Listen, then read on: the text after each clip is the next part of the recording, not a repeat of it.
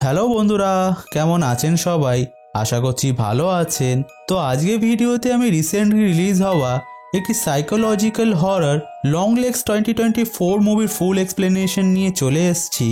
আশা করছি এই ভিডিওটা আপনাদের ভালো লাগবে, তাই ভিডিওটাকে সম্পূর্ণ দেখার অনুরোধ করছি।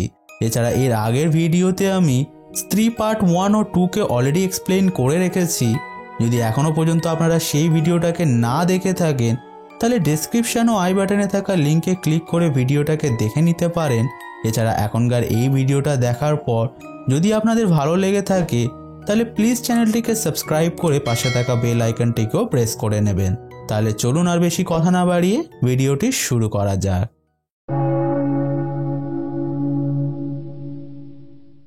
তো মুভিটি শুরু হয় আমাদেরকে 1974-এর অরেগন স্টেটকে দেখিয়ে, যার দরুন আমরা একটা হোয়াইট কালারের বাড়িকে দেখতে পাই, যেখানে বাড়িটির মধ্যে একটা বাচ্চা মেয়ে ছিল যে তাদের বাড়ির সামনে একটা গাড়িকে এসে থামতে দেখে। যেখানে বিষয়টা দেখার জন্য সে যখন বাড়ির বাইরে যায় ঠিক তখনই সে কাউকে তার নাম ধরে ডাকতে শোনে। তাই পিছন ফিরে তাকালে মেয়েটি তার সামনে একটা অচেনা ব্যক্তিকে দাঁড়িয়ে থাকতে দেখে, যে তাকে ক্রিপিলি বলে, তুমিই সেই মেয়ে যার বার্থডে খুব তাড়াতাড়ি আসতে চলেছে। কিন্তু মনে হচ্ছে আজ আমি আমার লং লেগসকে পড়ে এসেছি, তাই কি হবে যদি আমি, যেটা বলার পর সেই অচেনা লোকটি হাঁটু গেড়ে বসে পড়ে। আর এই পয়েন্টে আমরা কিছুক্ষণের জন্য সেই লোকটার মুখটাকে দেখতে পাই, যেটা পুরো পেল হোয়াইট ছিল, যেন তার শরীরে এক ফোঁটাও রক্ত নেই। এনিওয়েজ, এরপর মুভিটির ইন্ট্রো চলে আসে, যেটার পর আমাদেরকে 20 বছর পরের ঘটনাকে দেখানো হয়, যেখানে একটা FBI এজেন্সির মধ্যে আমরা কিছু নিউলি রিক্রুটেড FBI এজেন্টদের দেখতে পাই, যাদেরকে তাদের টিম লিডার কিছু ইনফরমেশন দিচ্ছিল, লাইক কিভাবে তাদেরকে কোনো ক্রিমিনালের সঙ্গে ডিল করতে হবে ইত্যাদি। যার দরুন আমরা মুভিটির মেন লিড লি হারকারকে দেখতে পাই, যে তার পার্টনার FBI এজেন্টের সঙ্গে একটা ক্রিমিনালকে ধরতে চলে যায়। যেখানে পৌঁছে লি হঠাৎ করে একটা র্যান্ডম বাড়িকে দেখে তার পার্টনারকে বলে ক্রিমিনালটি সেই বাড়িতেই লুকিয়ে আছে। কিন্তু অ্যাজ ইউজুয়াল লি এর পার্টনার তার কথাগুলোকে সিরিয়াসভাবে নেয় না এবং ক্যাজুয়ালি বাড়িটাকে চেক করতে চলে যায়। কিন্তু সারপ্রাইজিংলি সেখানে সত্যি সত্যি সেই ক্রিমিনালটি লুকিয়েছিল, যে বাড়ির দরজা খোলার সাথে সাথেই তাকে শ্যুট করে মেরে ফেলে। যেটা দেখে লি এখানে পুরো শকড হয়ে যায়, কিন্তু তবুও সে নিজেকে কোনোভাবে সামলে বাড়ির মধ্যে এন্টার করে সেই ক্রিমিনালটিকে গান পয়েন্টে সারেন্ডার করিয়ে দেয়। এরপর সিনটি চেঞ্জ হয়, আমরা লিকে একটা সাইকোলজিক্যাল নাম্বার টেস্ট দিতে দেখি, যেটার পর আমরা তাকে তার দুজন সিনিয়র অফিসার এজেন্ট কার্টার ও এজেন্ট ব্রাউনিংয়ের সঙ্গে তাদের গাড়ির মধ্যে দেখি। যেখানে তাদের কথোপকথনের দরুন অ্যাজ অ্যান অডিয়েন্স আমরা বুঝতে পারি লিয়ের মধ্যে কিছু সাইকিক পাওয়ার আছে, যার জন্য সে সাইকোলজিক্যাল নাম্বার টেস্টে মারাত্মক রেজাল্ট করেছে।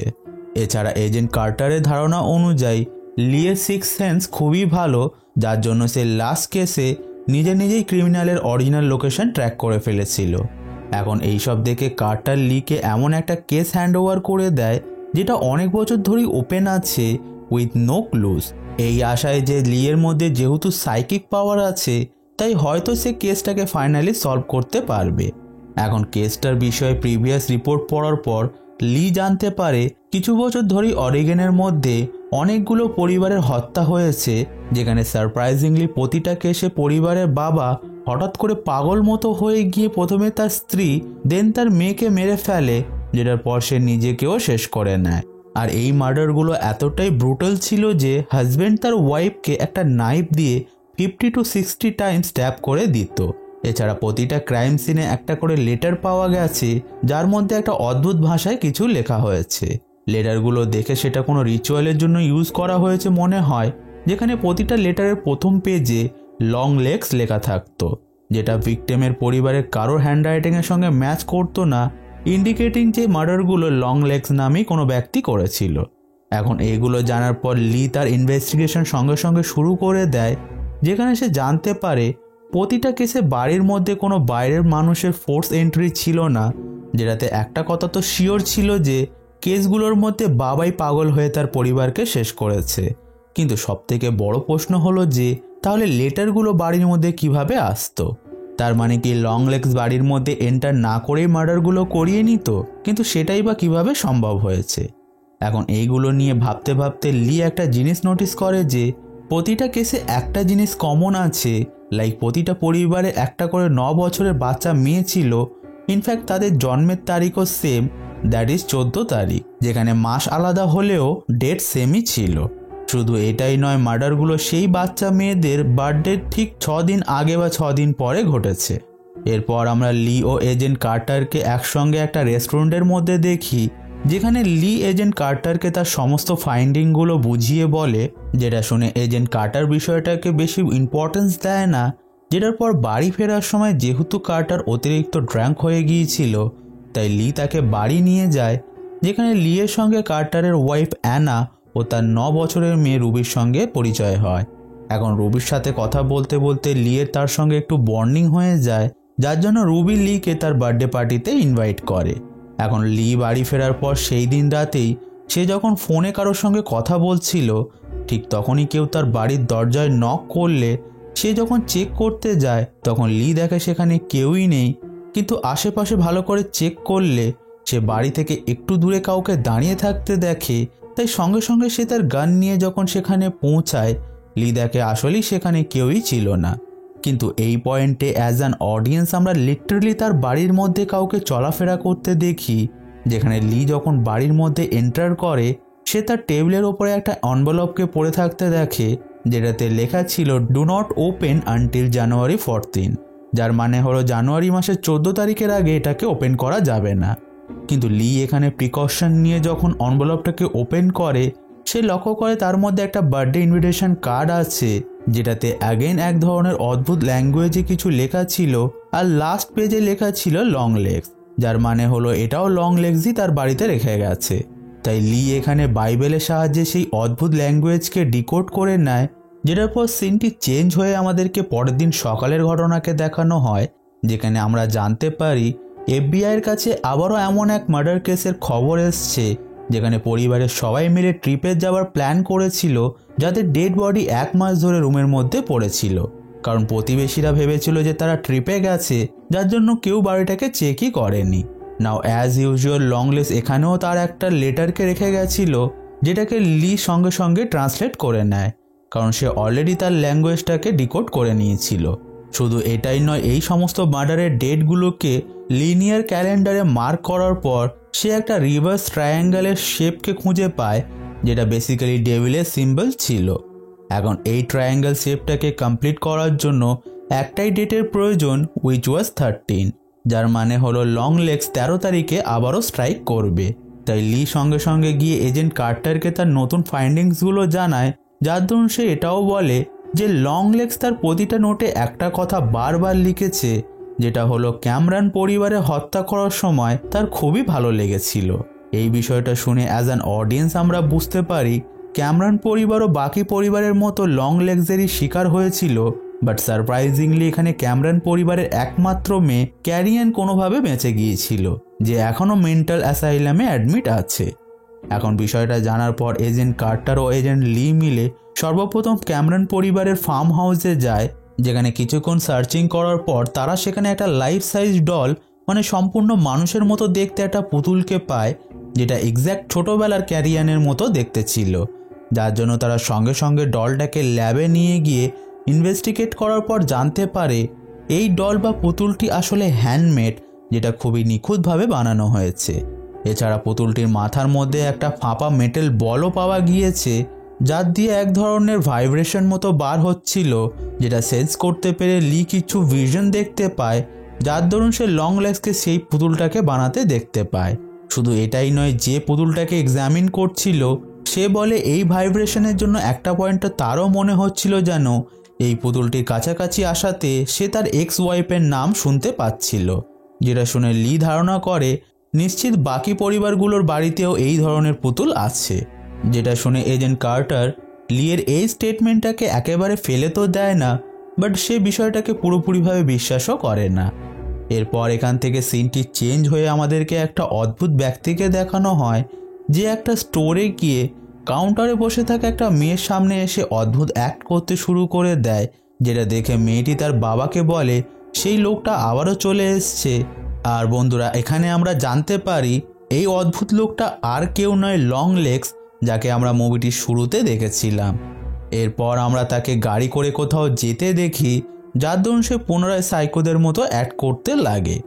নেক্সট সিনে আমরা এজেন্ট লি ও কার্টারকে ক্যারিয়ানের সঙ্গে দেখা করতে মেন্টাল অ্যাসাইলামে যেতে দেখি, যেখানে গিয়ে তারা জানতে পারে ক্যারিয়ান বিগত 20 বছর ধরে এমন এক মেন্টাল স্টেটে সাফার করছে যে সে জানেই না তার আশেপাশে কি ঘটছে। এছাড়া না সে কথা বলে না কারোর কথা শোনে।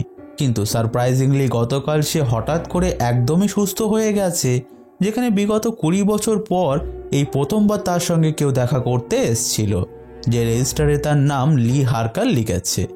যেটা দেখে অ্যাজ অ্যান অডিয়েন্স আমরা বুঝতে পারি সেই ব্যক্তিটা আর কেউ নয় লং লেগস, যে ক্যারিয়ানের সঙ্গে দেখা করতে এসেছিল। আর সামহাউ সে তাকে সুস্থ করে দিয়েছে। এছাড়া সে লিকেও ভালোভাবে চিনত, কিন্তু কিভাবে সেটা আমরা আগেই জানতে পারবো। এনিওয়েজ, লি এখানে ক্যারিয়ানের কাছে কিছু কথা জিজ্ঞাসা করলে ক্যারিয়ান তার স্পষ্ট উত্তর না দিয়ে কিছু অদ্ভুত কথা বলতে লাগে, যার দরুন অ্যাজ অ্যান অডিয়েন্স আমরা এটাও বুঝতে পারি ক্যারিয়ান লং লেগসের জন্য সব কিছুই করতে পারে। লাইক তার কথায় সে নিজের জীবন দিতেও পারে, আবার তার কথায় কারো জীবন নিয়ে নিতেও পারে। এই পয়েন্টে ক্যারিয়ান লিকে এটাও বলে কিভাবে তার বাড়িতে মার্ডারগুলো হয়েছিল, যেখানে অ্যাজ ইউজুয়াল ক্যারিয়ানের বাবা পাগল হয়ে প্রথমে তার মাকে মেরে নিজেও আত্মহত্যা করে নিয়েছিল। এখন এইসব শোনার পর এজেন্ট কার্টারের কোথাও না কোথাও মনে হচ্ছিল যে লং লেগসের কেসের সঙ্গে এজেন্ট লিয়ের কোথাও না কোথাও কানেকশন অবশ্যই আছে, যার জন্য সে যখন পুরনো রেকর্ডসগুলোকে চেক করে তখন সে জানতে পারে 13 জানুয়ারি 1974-এ লিয়ের মা রুথ পুলিশের কাছে কল করে কমপ্লেন করেছিল যে তাদের বাড়ির সামনে একটা অদ্ভুত লোক ঘোরাফেরা করছে, যাকে দেখতে পুরো পেল হোয়াইটের মতো লাগছে। শুধু এটাই নয়, সে তার মেয়ে লিয়ের সঙ্গে কথাও বলছে।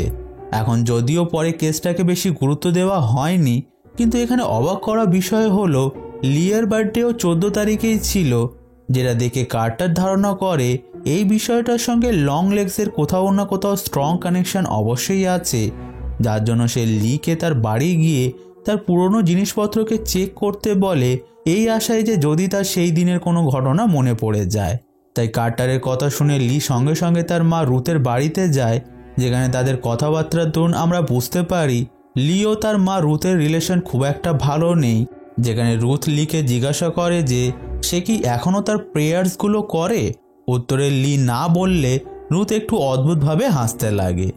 এরপর রাতে আমরা লিকে তার একটা পুরনো বক্সকে চেক করতে দেখি, যার মধ্যে সে একটা পোলারয়েড ক্যামেরা ও সঙ্গে কিছু ফটোগ্রাফস পায়, যেটা ভালো করে চেক করলে লি সেখানে লং লেগসের একটা ক্লিয়ার পিকচার পেয়ে যায়।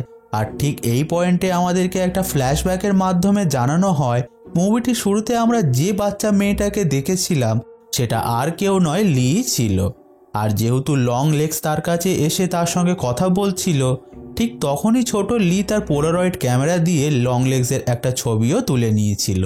এখন ফটোগুলো পাওয়ার পর লি তার মার কাছে গিয়ে 13 জানুয়ারি 1974-এ সেই দিন কী ঘটেছিল জিজ্ঞাসা করলে রুথ তাকে বলে তার সেই দিনের ঘটনা কিছুই মনে নেই। বাট অ্যাজ অ্যান অডিয়েন্স আমরা ক্লিয়ারলি রুথের এক্সপ্রেশন দেখে বুঝতে পারি যে রুথ লিয়ের কাছে কিছু তো লুকাচ্ছে। এই পয়েন্টে কিছু ফ্ল্যাশব্যাকের দ্বারা আমাদেরকে এটাও জানানো হয় যে সেই দিন রুথ নিজে পুলিশের কাছে কল করার পর লং লেগসে গিয়ে জিজ্ঞাসা করেছিল সে কে এবং সে তার মেয়ের সঙ্গে কি কথা বলছে, যেটার উত্তরে লং লেগস একটা অদ্ভুত গান করে চিৎকার করে ওঠে। কিন্তু এখানে সবথেকে বড় প্রশ্ন হলো সেই সময় রুথ ও লি লং লেগসের হাত থেকে বাঁচলো কিভাবে, কারণ as we know long legs তো একজন সিরিয়াল কিলার ছিল, যেখানে এই উত্তরটা আমরা মুভিটির শেষেই পাবো। এনিওয়েজ, লি যেহেতু লং লেগসের ছবি পেয়ে গিয়েছিল তাই সে সেটাকে এজেন্ট কার্টারকে দিয়ে দেয়, যার সাহায্যে পুলিশ কিছু ঘন্টার মধ্যেই লং লেগসকে ট্র্যাক করে তাকে অ্যারেস্ট করে নেয়। এরপর ইনভেস্টিগেশন রুমে লং লেগস একটু অদ্ভুত আচরণ করতে লাগে, যেটা দেখে পুলিশেরা ক্লিয়ারলি বুঝে যায় যে এই সাইকো কিলারটা শয়তানের পুজো করে। এখন লং লেগস ধরা পড়ার পরেও লিয়ের সন্দেহ হতে লাগে যে সে একা কিলিংসগুলো করেনি, কারণ কোনো ভিক্টিমের বাড়িতে ফোর্স এন্ট্রি ছিল না, তাহলে সে লেটারগুলোকে সেখানে কিভাবে পৌঁছাতো। তাই লি ধারণা করে লং লেগসের কোনো পার্টনার আছে, যার জন্য সে যখন ইনভেস্টিগেশন রুমে গিয়ে লং লেগসকে জিজ্ঞাসা করে তোমার এই কাজে কে তোমার সাহায্য করছিল, যেটার উত্তরে লং লেগস বলে তুমি এই প্রশ্নটা তোমার মাকে গিয়ে কেন করছো না। যেটা বলার পর সে হেল সেটান বলে নিজের মাথাটাকে টেবিলে ঠুকে ঠুকে আত্মহত্যা করে নেয়। এখন ঘটনাটির পর লি পুরো শকড হয়ে গিয়েছিল, যেখানে এজেন্ট কার্টার লিয়ের উপর প্রচণ্ড রেগে যায়, কারণ সে বারবার লংলেগসকে জোর করছিল যে তার কোনো সঙ্গী অবশ্যই আছে, আর এই কারণেই হয়তো সে ট্রিগার হয়ে নিজেকে শেষ করে নিয়েছে, যেটা বলে সে সেখান থেকে চলে যায়।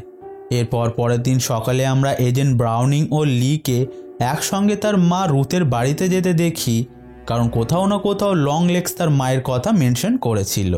যেখানে বাড়ি পৌঁছে লি যখন তার মাকে খুঁজতে লাগে, ঠিক তখনই সে শটগান ফায়ার করার আওয়াজ শুনতে পায়, যেটাতে সে যখন উইন্ডোর সামনে চলে আসে, সে তাকে তার মা নানের ড্রেস পরে শটগান হাতে নিয়ে এজেন্ট ব্রাউনিংকে শ্যুট করে মেরে ফেলেছে।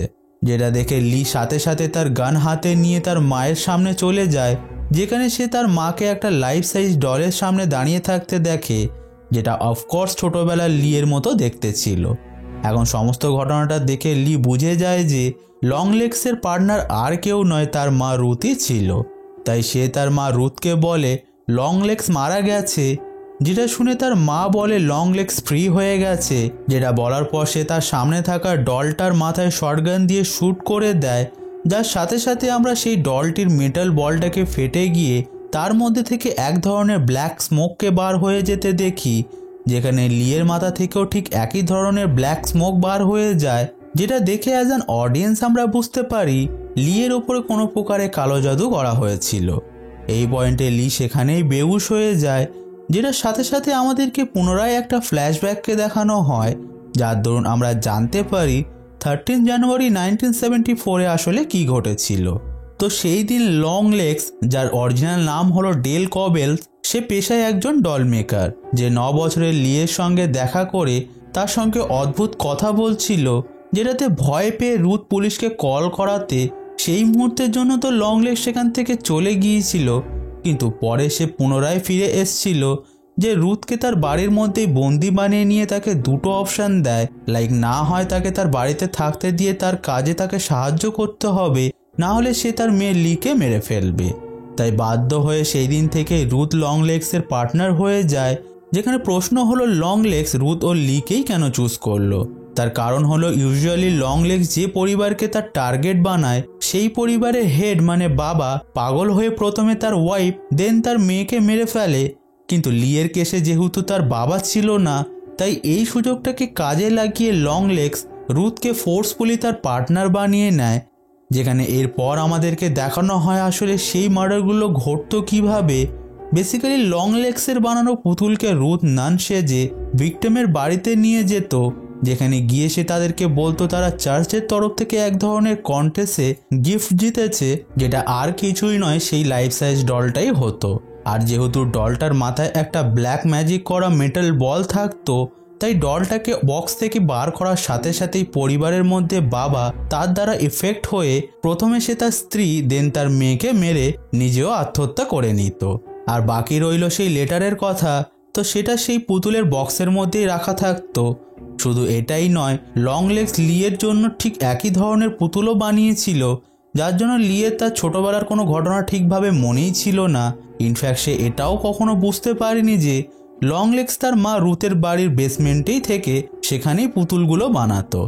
Anyways, coming back to the story, লিয়ের হুশ ফিরলে সে তার মায়ের বাড়িতে কল আসতে শোনে, যেটাকে গিয়ে সে রিসিভ করলে অপর দিক দিয়ে সে একটা ডিমনিক ভয়েস ভেসে আসতে শোনে, যে লিকে বলে সে রুবির বার্থডে পার্টিটা মিস করছে।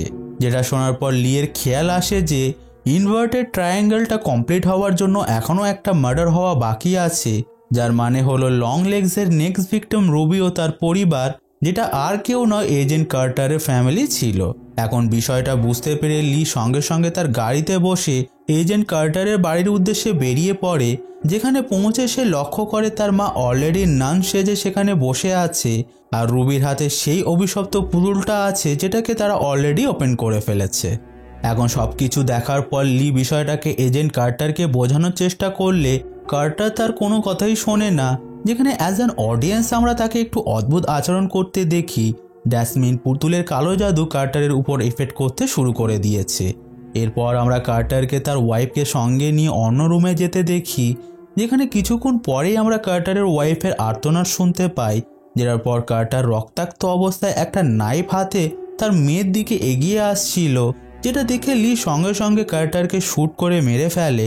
এখন বিষয়টা দেখে রুথ বুঝে যায় যে রুবি বেঁচে গেছে, যার মানে হলো ইনভার্টেড ট্রায়াঙ্গেলটা কমপ্লিট হবে না, যার জন্য সে নিজেই একটা নাইফ দিয়ে রুবিকে মারতে গেলে বাধ্য হয়ে লিকে তার নিজের মাকেই শ্যুট করে মেরে ফেলতে হয়। যেটার পর সে রুবিকে সেই পুতুল থেকে দূরে সরিয়ে পুতুলটার উপর গান পয়েন্ট করে তাকে শ্যুট করতে যাবে, ঠিক তখনই তার গান থেকে বুলেট বার হয় না, যার জন্য লি রুবিকে তার সঙ্গে সেখান থেকে পালিয়ে যেতে বলে, যেখানে সে নিজেই সেই পুতুলের দিকে একভাবে তাকিয়ে থেকে সেখানেই স্টাক হয়ে গিয়েছিল। যার দরুন আমাদেরকে লং লেগসের ইনভেস্টিগেশনের সময়টাকে দেখানো হয়, যেখানে লং লেগস হেল সেটেন বলে অনবরত হাসতে থাকে।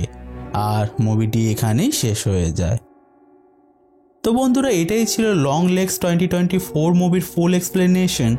আশা করছি এই এক্সপ্লেনেশনটা আপনাদের ভালো লেগেছে। এখানে আপনাদের মধ্যে এখনও যারা মুভিটির স্টোরিকে নিয়ে একটু কনফিউজ আছেন, তাদের জন্য আমি শর্টে স্টোরিটাকে বুঝিয়ে দিচ্ছি। আসলে মুভিটির মেন ভিলেন ডেল কবেল ছিল, যে পেশায় একজন ডল মেকার। ডেল কবেল অথবা লং লেগস শয়তানের পুজো করত, যে কোনো রিচুয়ালের দ্বারা 14 তারিখে জন্ম নেওয়া 9 বছরের মেয়েদের স্যাক্রিফাইস করে এক ধরনের ইনভার্টেড ট্রায়াঙ্গেল বানাচ্ছিল, যেটা অবভিয়াসলি শয়তানের সিম্বল ছিল, যেটা কমপ্লিট হয়ে গেলে শয়তান পৃথিবীতে জন্ম নেবে, যে মানুষত্বকে শেষ করে এখানে রাজত্ব করবে। কিন্তু ইন দি এন্ড লি সেটাকে হতে দেয়নি। এখন আপনাদের মনে প্রশ্ন জাগতে পারে, তাহলে শেষে লিয়ের গান দিয়ে বুলেট ফায়ার কেন হলো না? আই থিঙ্ক গানটার বুলেট শেষ হয়ে গিয়েছিল, যার জন্য সে পুতুলটাকে শেষ করতে পারেনি। যেখানে আপনাদের এই বিষয়ে কি মত আছে সেটা আমাকে কমেন্ট করে অবশ্যই জানাতে ভুলবেন না। সঙ্গে ভিডিওটা আপনাদের ভালো লেগে থাকলে ভিডিওটাকে লাইক করুন, বেশি বেশি করে শেয়ার করে বন্ধুদেরকেও ভিডিওটা দেখার সুযোগ করে দিন। এছাড়া প্রতি সপ্তাহে এমনই ভিডিও পেতে চ্যানেলটিকে সাবস্ক্রাইব করে পাশে থাকা বেল আইকনটিকেও প্রেস করে দিন। তাহলে আমি আবারও আসবো এমনই কিছু মুভি এক্সপ্লেনেশন নিয়ে। Till then, keep watching.